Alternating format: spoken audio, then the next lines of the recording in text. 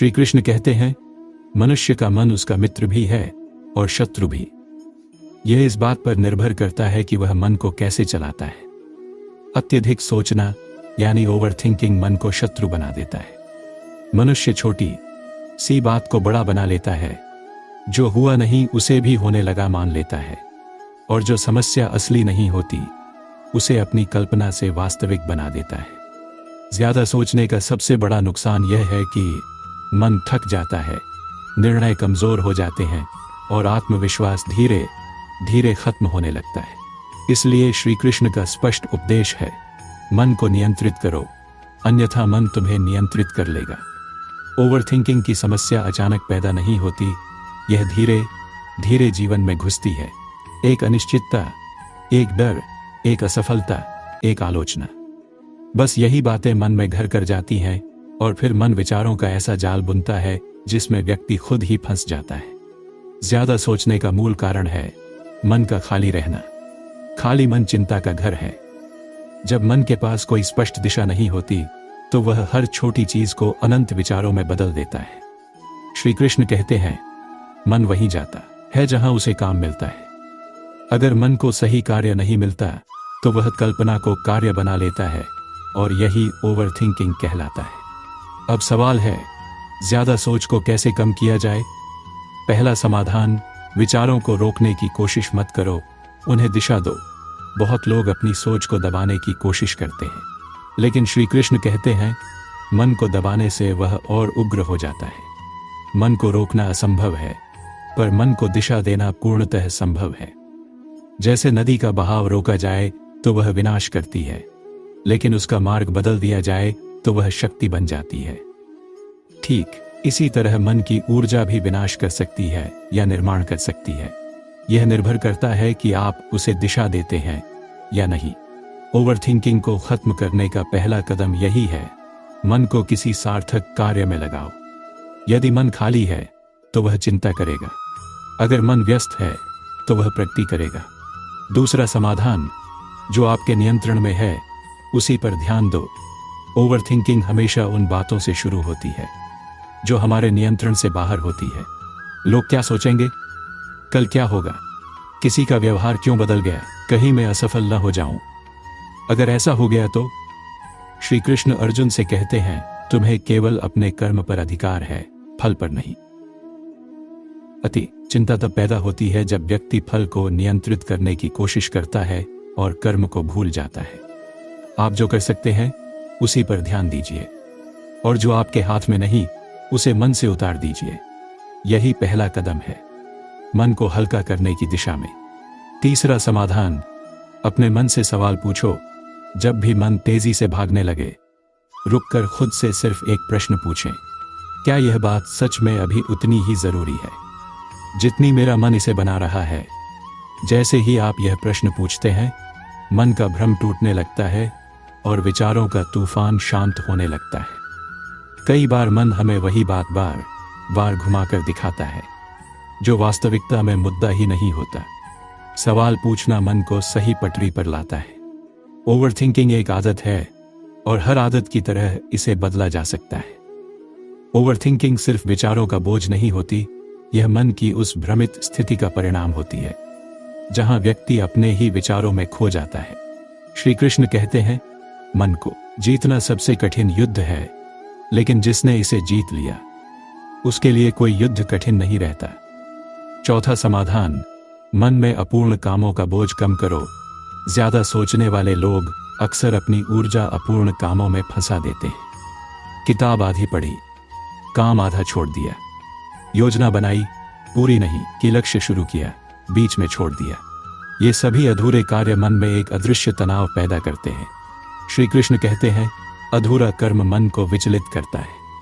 Overthinking का बड़ा कारण यह भी है कि मन में एक सूची चलती रहती है, ये भी करना है, वो भी करना है, ये भी अधूरा है, वो भी छोड़ दिया।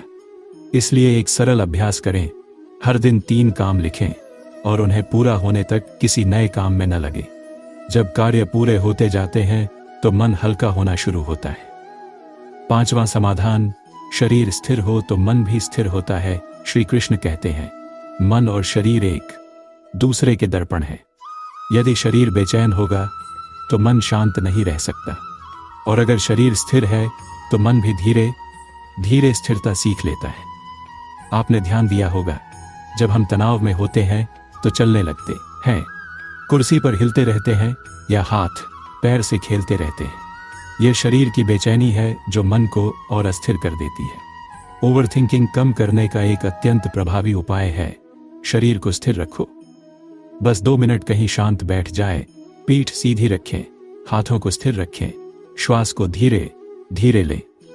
आपको आश्चर्य होगा कि इसे करते ही मन का तूफान 50% शांत हो जाता है, क्योंकि मन को संकेत मिल जाता है स्थिति सुरक्षित है। छठा समाधान, मन को अवांछित कल्पना से बचाओ। श्री कृष्ण कहते हैं, कल्पना तभी पवित्र है जब उसमें भय का रंग न हो। ओवरथिंकिंग का मूल कारण डर से भरी कल्पना होती है। अगर ऐसा हो गया तो, अगर मैं असफल हो गया तो, अगर लोग मुझे गलत समझ लें तो, अगर सब कुछ बिगड़ गया तो। जितनी बार मन अगर बोलता है उतनी बार ओवरथिंकिंग बढ़ती है। हर अगर के पीछे डर छुपा होता है, और डर कल्पना को एक अंधेरे भविष्य की ओर ले जाता है। याद रखिए, मन भविष्य से नहीं डरता, मन अपनी कल्पना से डरता है। इसलिए जब भी मन नकारात्मक कल्पना करे, खुद से कहे, यह सच नहीं है, यह केवल मन का भ्रम है। इस एक वाक्य से कल्पना का डर टूट जाता है। 7वां समाधान, जो आप बदल नहीं सकते उसे स्वीकार करना सीखें। ओवरथिंकिंग का एक बड़ा कारण यह है कि हम उन बातों पर सोचते रहते हैं जिन्हें बदलना हमारे हाथ में नहीं होता। श्री कृष्ण ने अर्जुन से कहा था, कुछ बातें तुम बदल नहीं सकते, लेकिन तुम उनका सामना कैसे करोगे यह तुम्हारे हाथ में है। स्वीकार करना कमजोरी नहीं है, यह मन की परिपक्वता है। जब आप चीजों को स्वीकार करते हैं, मन का बोझ 60-70% कम हो जाता है, क्योंकि मन हर समय लड़ाई नहीं लड़ता, बल्कि स्थितियों के साथ बहना सीखता है। ओवरथिंकिंग एक रात में नहीं बदलती, लेकिन सही दिशा में एक एक कदम मन को स्वतंत्र करना शुरू कर देता है। श्री कृष्ण कहते हैं, जो मन को समझ लेता है वह संसार को समझ लेता है, क्योंकि मन ही वह स्थान है जहां दुख भी बनता है और समाधान भी। 8वां समाधान, मन को काम दो, चिंता अपने आप घट जाएगी। ओवरथिंकिंग हमेशा खाली समय प्लस अनिश्चितता के मेल से पैदा होती है। जब मन खाली होता है तो वह अनावश्यक कल्पना में दौड़ लगाता है। श्री कृष्ण कहते हैं, मन में अगर उद्देश्य न हो तो वह भ्रम को ही उद्देश्य बना लेता है। इसलिए मन को अर्थपूर्ण काम दे, जैसे पढ़ाई करना, कौशल सीखना, कोई कला, ध्यान, व्यायाम, किसी लक्ष्य पर काम करना। मन को काम देने का मतलब मन को दिशा देना है। दिशा मिलते ही अनावश्यक विचार कमजोर पड़ जाते हैं। 9वां समाधान, दिन की शुरुआत स्पष्टता से करो। ओवरथिंकिंग उन लोगों में सबसे ज्यादा होती है जिनकी सुबह बिना उद्देश्य शुरू होती है। जैसे ही आप उठते हैं, मन तुरंत पूछता है, आज क्या करना है? और अगर आपके पास कोई स्पष्ट उत्तर नहीं है तो मन अपने तरीके से विचारों का जाल बुनना शुरू कर देता है। श्री कृष्ण कहते हैं, ऊर्जा की शुरुआत दिशा से होती है।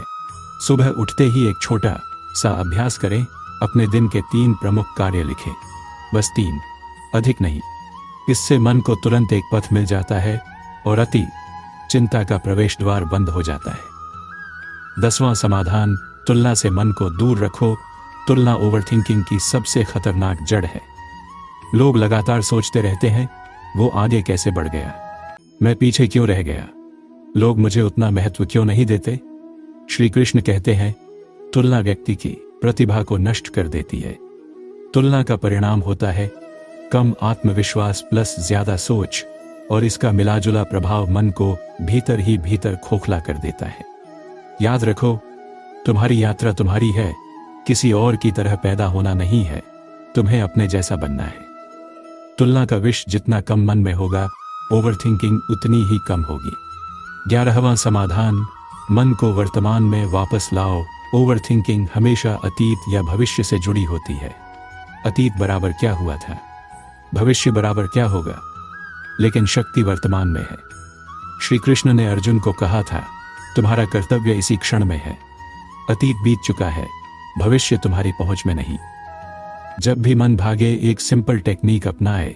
अपने आसपास की 3 चीजों को देखें, 3 आवाजें सुने, 3 गहरी सांसें लें। यह अभ्यास मन को 100% वर्तमान में ले आता है। वर्तमान में आना ओवरथिंकिंग को आधा खत्म कर देता है। 12वां समाधान, अपने मन से बातें करें, उसे समझाए यह बात साधारण है लेकिन प्रभाव अद्भुत। अपने मन से ऐसे बात करें जैसे एक दोस्त से करते हैं, सब ठीक है, यह बात इतनी बड़ी नहीं है, अभी सिर्फ काम पर ध्यान देते हैं, घबराओ मत, मैं हूं ना।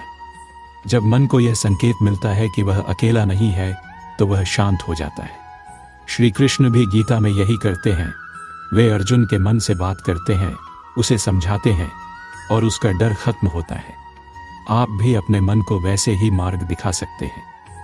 जब मन बहुत सोचता है तो वह 2 दिशाओं में फंस जाता है, या तो भविष्य के डर में या फिर अतीत की गलतियों में, और इन दोनों का परिणाम एक ही होता है, मन की थकान, निर्णयों की गड़बड़ी और आत्मविश्वास का टूटना।